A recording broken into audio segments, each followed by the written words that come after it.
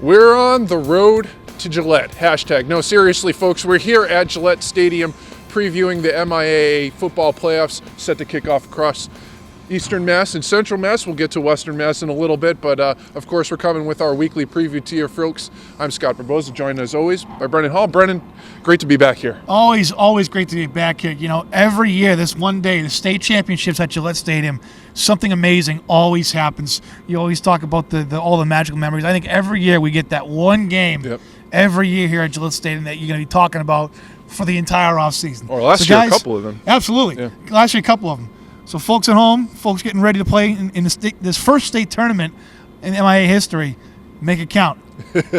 And, of course, we're going to get into some of those statewide projections in just a little bit.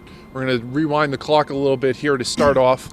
Obviously, big overarching thoughts here coming into this playoff system. I think everything pretty much played out somewhat according to our prognostications and that of others across the state. Not a whole lot of surprises with seedings coming in. But then again, maybe a team or two out there that kind of got snubbed that could have been real legitimate state title contenders. Yeah, absolutely. One, I'm going to go right off the top of my head. I think we're going to pick our state champions a little bit. I honestly would have picked Pope John Paul II to win D6 state title.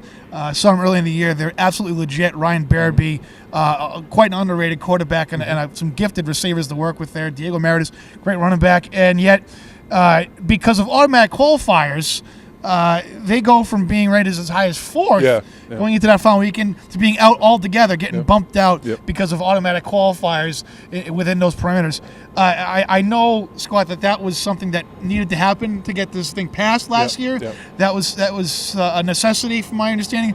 But frankly, that's a joke. You know, the beauty of the free market is it fixes itself, right? I just think, a team like that, how can you leave them out? I mean, you've been hearing the same things I've been hearing. That team would compete in Division 4, let alone Division 6. I don't know. I look at that and they have to be frustrated, thinking they've basically done everything they can do, to get what was a very tough Catholic Central Small, and to be sitting on the outside when they can legit have a shot at state title. They need to revisit that when they vote on this next year. It's a tough situation, and obviously I think at the end of the day, you're never going to please absolutely everybody. But again, I think that's a pretty manageable, fixable thing. We see that the way that Central Mass conducted itself, which is basically just straight up, if we're going to have the faith in these power rankings, which I think, let's not forget that. I think they did a pretty good job. I think they did their due diligence for the most part. But again, without those automatic qualifiers, Pope John Paul is probably hosting a first-round game, perhaps in that situation. So let's, if we're going to make this a true power ranking system, I think that's the one little tweak that we could be made there. But Brendan, obviously, again, Western Mass, we still got another week, and there's a huge game going out in Western Mass this week. We'll get into that in our picks in just a little bit. But let's kind of handicap the field a little bit here. Coming into this weekend, some of the matchups to look for. Yeah. I'm looking at D2 South right away. Absolutely. I think every game in there is going to be a fight. Even the Mansfield-Wellesley game, I know that's a bit of an underrated one. You look at Wellesley and their offense and the way Mansfield has had to kind of get in the shootouts with spread offenses. You think Attleboro a couple weeks ago, that 49-42 win. You think Milton likes to throw the ball around a little bit. That was a 21-point win where it could have, on paper, it should have been a 42-point win, right? King Philip Natick is a first-round game. Are you kidding me? Are you kidding me? Needham Duxbury is a first-round game. Are you kidding me? Duxbury going on the road as well. Duxbury going on the road. They're the number 11 team in our poll, and they're going on the road in the first round. And then Barnstable-Marshfield, rematch of 2 weeks ago when Barnstable had to make a comeback late, down 2 touchdowns. Boy, you can't get any better than that bracket right there. I think whoever wins that bracket is going to be well tested for when we get to state semifinal play. Don't you think? Well, not only that, but whoever comes out at D2, I think across the state, whoever is the state champion when it's decided here at Gillette, they might very well be the best team in the state, I think, because the road that they're going to have to get, if you're coming out of the South, just being able to play that bracket, coming out of the North, Central, West, and then having to play one of those teams coming over in the crossover game here at Gillette, I really think you're probably going to play the toughest schedule from beginning to end across the state, really. Without a doubt, because then, you get out of that bracket, you have to factor in, look at D2 North. You got a couple nice teams. Reading, after a rough start, it's really coming together. Haverhill, after a rough start, they're coming together. And then you look out in Central and West, 2 top 5 teams in our poll, Leominster, Springfield Central. it's not going to be an easy battle. It's going to be skating uphill, frankly, for a lot of teams. Definitely probably the toughest pick we had to make, and we'll get in those a little bit. But first, before we do that, let's take a couple looks at players that we were projecting coming into this playoff field. Maybe some of those old names. I think we saw last week a lot of the top players across the state really came to play last week. You look at our top 5 performers, I think some household names there, but maybe some kids that have been a little bit under the radar that'll get to shine on the big stage here. Yeah, I don't know how much under the radar he is with this one, but I love watching this kid. Rufus Rushins from Bishop Fenwick. Absolutely. Absolute rock. Just a physical specimen. Guy who takes a huge load of carries on some nights, and really, some nights it feels like he's giving sleigh rides out there, frankly. And just a tough guy to bring down. You cannot arm tackle this guy. He's gonna punish you. Biggest reason I think why Bishop Fenwick is having such a dominant start, averaging close to 40 points a game. Just really, you look at these scores, he's just blowing teams out. Not really giving anybody a chance. Another one I want to look for, Hayden Murphy. The hero of the Bridgewater Rainium game 2 weeks ago for like the third time, right? Said that one a couple times. He's a tremendous athlete, lines up in the slot, lines up at running back, is a threat all over the place. He's got that elusive, not so much elusive, but more straight line speed. And couple that with the other athletes that got there, Justice Chafee, Derek Estes, Colby Blaze, quarterback Christian Lukashensky likes to air it out, likes to toss him deep. I think it's a lethal combination, and one that can, in 10-minute quarters, a team like that takes a lot of downfield shots. It's like DY a couple years ago, just getting out on teams early, and then kind of steamrolling from there. Another one I really like to watch here, I think he's going to have a breakout, is Michael Dunn from Dennis Yarmouth. We know what he does on offense. Lines up in a lot of different places, plays quarterback, running back, receiver. But defense, I think he's a bit of an underrated coverage corner. I think he can really bottle guys up and make a difference. I might be tipping my cap a little bit here, but I want to take a look at this Tewksbury team. Again, Absolutely. A team all year long that has been scratching at the top 10 of our poll. Probably, maybe the best team in the MVC, bar none. But Eddie Matovo, again, a kid that has definitely been on our radars. But I think, with Tewksbury playing in the smaller division, perhaps, doesn't quite get the the Friday Night Lights looks that he does. And within the dynamic of that offense, obviously there's a three-headed monster in that backfield, so it does kind of the numbers might not be there as they might be in other situations. Ton of guys: James Sullivan, absolutely, Johnny Elward, the coach's son, the quarterback, Tom Dick, Kevin Casey. I'm sure there's a few names I'm leaving out, but boy, you can't get any deeper than that stable running backs. Really, even maybe looking at Division 2 or Division 1, really, this team could compete, I think. So I think I may have take my pick in Division 3 there a little bit, but before we get into statewide picks, a couple games to look out for this weekend. As you mentioned, Division 2 South, really tremendous slate of games there, but again, I think a couple kids there that we're going to be keeping a close eye on as well. Watch for Troy Flutie from Natick. I really think, and this is no disrespect to anybody else in that team, but if Natick is to get out of that field, which, let's rewind the tape a little bit, I did actually say last year here on this field after we wrapped up. What did I say, Scott? I think that they're going to be back here. I said that they're going to be on this turf. Can we get the tape? Can I make a bold prediction here? Next year, this time, Natick will be on this turf. There you go. Natick will be on this turf playing for a state championship. As a state champion, perhaps. Fighting for a state championship. I'm not going to go that far. Okay. But obviously, Scott, that was before Brian Dunlap, our all-state wide receiver, went down before the season even started with a foot injury. And that was before Alex Hilger got banged up a little bit. And they've really been working with a lot of different guys.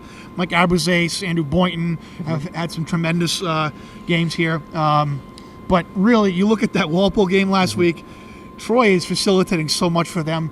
I really think if Natick is to get out of this D2 South field, which I think they can, Troy is going to have to do a lot of what he did last week. He's going to have to keep producing that, repeating that. One more kid that I want to take a look at, too, before we move on. Division 1 South, I think the team that's laying in the grass there, Attleboro, we saw them. You mentioned KP, a real great game there last week. Kyle Murphy, sophomore, two-way lineman, very impressive. Obviously, Brendan Please had a huge game there, I thought, on Friday. But watch out for this kid, Murphy. He's going to be something special for years to come. Size 17 shoe already, huh? Yeah, that's Shaq territory, I guess. And we'll get into Attleboro in just a little bit. We're going to go into our picks here for this week. Obviously, the first round, again, this is in Eastern Mass, Central Mass, Western Mass, 4 teams seeded into those brackets. We'll get to them next week. But we also got a huge game in Western Mass this weekend, a regular season game. can't find any better really out there to kick off the end of the regular season. Springfield Central, Westfield. Yeah, Westfield got off to a really dominant start on the ground. That triple option attack, Ben Gashwin, the fullback, a huge difference for them. And then you look at last week, I think this is the biggest test of them, Mike. They were down 36-14 at one point to East Longmeadow, scored 5 straight touchdowns to win that game. That's unheard of for what they do. That kind of offense they run, they don't score quickly. That's not an offense that scores quickly. And they just kept plowing away. That says a lot about their resolve there. But they haven't seen a team quite like Springfield Central out there. You're talking about a number of threats out there. Troy Morrow, Juwan Williams, Malik Johnson, Daquan Clemens, and they all interlock with each other. They're all, you bracket one guy, the other guy's going to kill you, a lot of that stuff. And Cody Williams, the general there, the field general, he's got a lot of swag. He's got a lot of spunk to him. He throws darts all over the place. He's a Division I AA commit, one of the better quarterbacks around, one of the better quarterbacks come out of Western Mass in years. I think it's going to be a rough go-around a little bit, I think. Give me Central winning that one 28-14. I think, as you mentioned with the athletes there, Westfield cannot get into a track meet with this team. If, obviously playing to the strength of their offense, they got to play a ball control game here. If they can do that, I think this is going to be a very competitive game. I think it will be a one-possession game. But then again, I just think there's a little bit dynamic matchup problems there. So I'm going to go with Central by a score of 34-27. Let's take a look again. We're going to shift back into playoff mode here. Take a look at Division I North. Probably might be the game of the bracket there. The 4-5 swing game matchup with Lowell and St. John's Prep. Absolutely a bracket game. Now, if you had asked me 2 weeks ago who'd win this game, I'd tell you St. John's Prep hands down. Yeah. That was before they had a number of injuries. The offensive line, what's left of it, I'm not sure. Shaheem Cullen, Nicolau Corey, 2 terrific inside linebackers. We've seen them up close and personal. They are physical specimens. Most offensive lines that are experienced, they like to sugar those inside gaps. They like to do a lot of pre-snap movement, get guys guessing. They're a very good zone blitzing team. I think where you have a lot of fresh faces in that trench for St. John's Prep, plus some key injuries on the defensive side of the ball too, this is really going to test their discipline. A lot of guys can get kind of jumpity, can get kind of shaky, can kind of miss some coverage. I think that can happen here. I like the way Lowell has been rolling ever since the Central Catholic loss. I think they've kind of started to turn the corner a little bit. The Andover win was a big win for them, I think. Give me Lowell winning this one. Who'd have thought our preseason number 1 would go down in the first round? But Lowell, I think, is going to win this one, 21-10. Well, again, let's rewind the clock a little bit and take a look back a couple months ago when I projected, Lowell to win Division I North. So, hey, I can't go back on that now. I'm way too far over my head here. I'm going with the Red Raiders. We'll call it by a score of 20-14. We're going to get into that crazy, ridiculously loaded Division II South Derby in just a bit. But let's, again, take a look at a 4-5 matchup here in Division I South. Weymouth and BC High. Interesting matchup here. It is. Weymouth is kind of battling some injuries as well. Dave Harrison, a couple of injuries he's working with there. This BC High team is looking their chops after getting shut out by Zavarian last week. And we could see them facing Zavarian in the second round. What an interesting matchup that would be if that would happen. I just like the way BC High's defense is rolling. I think this is a matchup that favors BC High on the defensive side of the ball. I think they come away with a nice win here and look forward to a rematch with Zavarian in week 2. Give me the Eagles 20-7. Yeah, I think Weymouth is going to have to win the turnover battle here. Critical. Of course, we saw Matt Long with that crazy, ridiculous behind-the-back interception a couple weeks ago. That was some Globetrotter stuff. That was pretty fun. But they're going to need more of that, really, to hang with the Eagles here. Again, I think that BC High home field advantage, it's going to be a definite angle here, I think, in the playoffs in this situation without the neutral site going off in most of those places. I think BC High holds serve. We'll call it by a score of 17-16. Going to be a very tight one. Let's go out to Central before we finish up with South here and take a look at Division II Central. Yet another 4-5. Again, a lot of these games should be pretty good across the state. Take a look at Shrewsbury and Neshoba. Yeah, I like Shrewsbury's resume a little bit better than Neshoba's. Neshoba started off pretty hot and then they lost 3 straight. Shrewsbury picked up a big win over St. John's, the crosstown rival, a few weeks ago. I like Shrewsbury in the rematch here, 17-3. Yeah, it's a tough, interesting matchup. You would think, with Shrewsbury picking up the points from St. John's, probably boost them up a little bit. Neshoba fell back a little bit, as you mentioned, with that 3-game losing skid. I think things are a little unsettled there. I like Shrewsbury. I'm going to go with the 5 over the 4 here. We'll call it by a score of, let's call it 21-14. Very conventional. Let's go to D4 Central. Again, get your calculators ready here. Quabbin and Doherty. I mean, this could be got a whole lot of athletes on both sides of the ball here. Doherty too, but let's not underrate Quabbin. I know people will question your schedule and the way they've kind of put up points on competition, perceived to be a little bit inferior. Yep. They did have a ridiculous game against St. Bernard's, a 62-47 game that set the Central Mass record for most points scored in the game. They do have the leading passer in the state, Dylan Cameron, 2,300 yards. Yep. They have the leading receiver in the state, Nick Tyden, Absolutely. 700 forever yards. This is an air raid kind of it's an air raid offense. Yep. I think Hal Mummy and Mike Leach might like what they're doing here at Quabbin. But it's a different ballgame, I think, with Doherty. Isaac Yidam controls a lot of stuff back there at safety. They have some terrific targets there. Alfred Adarkwa, I think, is going to have a breakout playoff campaign. We talk about players to watch. There's another one to watch there. Luke Brennan, one of the better performers in Central Mass. This is going to be a great quarterback duel. I think Quabbin finds a way to make this interesting because Doherty hasn't exactly been, world beaters. They've been ranked in our poll all year, but they've had some slip-ups. Leominster, they had to lead, and then they totally coughed it up. I think this will be an interesting game. I think Doherty wins a shootout here, 40-38. Yeah, I think it's kind of been a Jekyll and Hyde act with Doherty recently, looking great in one half, not so good. You saw it again last week against Marlborough, and that could be one of those, you like to think about, the team that plays here.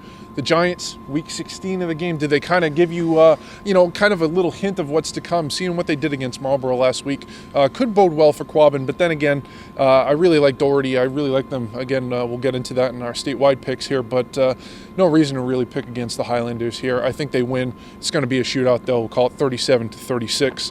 And let's, again, go back to I guess we call this, as they like to call it in European soccer, sometimes the group of death. This really is at Division II South. Let's take a look at the 8 versus 1 matchup and Wellesley against Mansfield. Yeah, this really is the group of death. This is that class. What was it? Portugal, Brazil, Ivory Coast. Absolutely. I mean, you can't get better than this bracket right here. And I feel bad for the teams that are going to be sitting home after this one in post-qualification bracket. There's going to be some good teams. There's going to be a lot of good teams sitting at home after this weekend. But as far as Mansfield is concerned, they have to stay disciplined, on defense. You've seen teams throw some unique stuff at them. I think Walpole kind of keeping 7 in the box against a full wide look was kind of interesting, and it worked off. And obviously they got some good defensive linemen to really put some pressure. I think Mansfield's going to have to throw some different things at them. They're going to have to mix up the looks and make John Faduli think a little bit. Then again, he is a guy who, when he's forced to think a little bit, he can extend the play with his feet and make something happen, just like another Bay State quarterback we just saw. However, I just like what Mansfield brings to the table a little bit more. This really seems like a team of destiny in some regards. This is 5 straight weeks at number 1 after such unsettlement at the beginning of the year. They've really done nothing to deter from being a number 1 team in the state. Give me Mansfield here, 23-14. Yeah, like you mentioned, it's been an incremental act, even coming out and creating such a statement as they did at Dunbar. They've gotten steadily better in different facets of the game, and I they're think. Healthy, too. Absolutely, which is the next thing I was going to hit on. It really does come down to health this time of the year. I mean, it's cliche in football, but sometimes, people who are able to just roll out more talent on both sides of the field than your opponent are sometimes the one that win it. And that bodes well for Mansfield, I think, in the long term here. I'm going to go with the Hornets as well. We'll call it by the score of 31-27. He'll be, I think, somewhat closer than most will bargain for. It should be a good one. Let's take look at number 2 versus number 7. As you mentioned off the top, Marshfield, a very compelling first half against Barnstable a couple weeks ago. Couldn't quite pull it off. Can they pull the trick this time? I don't know. Second time around was proven to be difficult for Barnstable last year. You look at the Everett game in the Super Bowl here. One of the we call it thrilling finishes. This is one of the best finishes we've ever seen here. But I think Barnstable will go back to that tape and look at what Marshall was giving on defense, see different ways they can split them. Like I said, this is an explosive vertical team that really likes to stretch all 5 quadrants of the field. Hayden Murphy, I think, is going to be one of the darlings of this tournament. And I think Barnstable, second time around, is a lot tighter, and in a good way. Give me Barnstable 25-12. It's pretty amazing just to think that we're even talking about Marshfield at this juncture of the season. Yeah. I mean, this is a club that hadn't won a game in more than a calendar year coming in, and just to get to the playoffs. I mean, you hate to make that argument, but great accomplishment in that in itself. And obviously, with the ACL being as helter-skelter as it was all year, they were a huge part of that. Yeah. I think they play Barnstable competitively, but I probably see this as a two-possession game. I think, again, Barnstable. Talk about Chris Whidden a couple weeks ago, talking about how this team has come along since that really jilting loss to DY out of the gate. Yeah. This is a completely different team. Barnstable could be a team that runs the table here, but I'm going to go with the Red Raiders by 2 possessions. We'll call it 34-21, somewhere in that vicinity. Yeah. Take a look at number 3 versus number 6. Offense, defense. Again, we saw it last week. Same thing this week. King Philip, what gives on defense? Natick, what do they come with offense? One name, Flutie. That's what they come with. I feel like I've been talking about him all week, but it really is true. This kid is a special player. Yeah. He's definitely a finalist for Mr. Football at this point. Absolutely. Definitely played his way into an all-state position, no question. Something tells me, though, this linebacking core, they didn't see this in the Bay State Conference. This is the best defense they're going to see all year. And it's one thing when they're matching up guys on linebackers, and it's a team in their own league. It's another thing when it's Joe Johnson and Brett McAvoy. That's an entire different world. But somehow, some way, Troy has a flair for the magnificent. They'll find a way to get it done, and they'll do it in dramatic fashion as usual. Give me Natick 31-30. It's kind of funny. You talk about coming back to this stage last year, and Natick with Flutie and the ball in his hands in the final minute here. You almost expected something magical to happen in that situation. Obviously, seeing what happened and unfurled last week against Walpole, I don't see anything. He just never fails to amaze, really. But, visiting at Natick earlier this week, talking to Troy and the coaching staff there, they all couldn't say enough about Brett McAvoy. They really got him singled out, I think, as being the X factor to that KP defense. They really like what he brings in the middle and settling. He really is the quarterback of that defense and makes that unit tick. And of course, again, Brian Lee, one of the great game schemers of the state on defense. Absolutely. You see the Duxbury game, obviously, a couple years ago when they played him 7-0 in a defensive stalemate. You could see a little bit of that here. I think it's going to be lower scoring. It's just going to, I think the onus is on KP's offense here and see what they can bring. I was pretty impressed by them in the fourth quarter last week, actually, when they spread it out a little bit and put J.J. Dillon back in the shotgun. Could be an interesting foil there. But again, I see Natick, we'll call it 20-14. And that brings us to the 5 versus 4 matchup. Again, this could be really one of the better games across the state this week. Duxbury and Needham. Yeah. We always talk about lacrosse crossover with football, and Duxbury being the prime example of that. You think back to 2 years ago, they had how many guys off that defense that signed Division I lacrosse scholarships? I believe 7 off the top of my head. At least.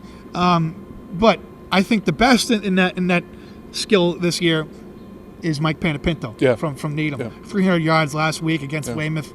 This kid came in with a lot of preseason hype, lived up to every bit of it. Absolutely. Every bit of it. I think he's a difference here. Give me Needham 30-23. Oh, big time. Which it's kind of interesting. You see Needham hosting again this playoff game, but as you mentioned, Duxbury, number 11, almost spent some time in the top 10 of our poll this year. Kind of feels weird seeing a team like that go on the road for a playoff game to start off. It's going to be interesting here. I think health is going to be a factor here. Of course, Duxbury's kind of been on the mend for the last couple weeks. I think we haven't quite seen the Duxbury that we could have seen to this point, and it's going to be interesting how that influences this game. And of course, you talk about lacrosse crossover. Mike Elcock has been one of I think the most overshadowed players in the state this year. Both elements, Holland acute. I mean, just that connection with Ryan Charter has been almost without parallel across the state. And as a defensive back, I think he's been one of the finer players I've seen at least this year. This is a really tough one to predict, but I'm just going to go on a hunch here, and maybe that playoff experience a little bit. Duxbury, I think, comes into Needham. I don't know, it kind of feels like an upset, I guess, even though it really isn't, I think, either way. But I'm going to go with Duxbury. Uber low scoring here, 10-7. Yeah, it's interesting. You talk about playoff experience. And Needham was here not too long ago, Absolutely. 2 years ago, Absolutely. in the D1 Super Bowl. Yep. Everyone thought BCA was going to come out and just wipe the floor with them. And that 7-0 Needham after the absolutely, first quarter. absolutely. So don't count that out either. You can't predict it in the playoffs, really, even though we try to. But, hey, what is that worth after all? We're Brennan a slight edge, of course, in picks coming into this week. I'm going to try to make up some ground throughout the playoffs here. We'll see what happens. Yeah, look out. But, of course, we'll have you covered every step of the way until we get back here to Gillette. We'll be back here next week to take a look at the second round games and Western, of course, coming on board. But for this week, that's going to put a wrap on it. For Brennan Hall, I'm Scott Barboza. Keep it tuned to ESPNBoston.com High Schools.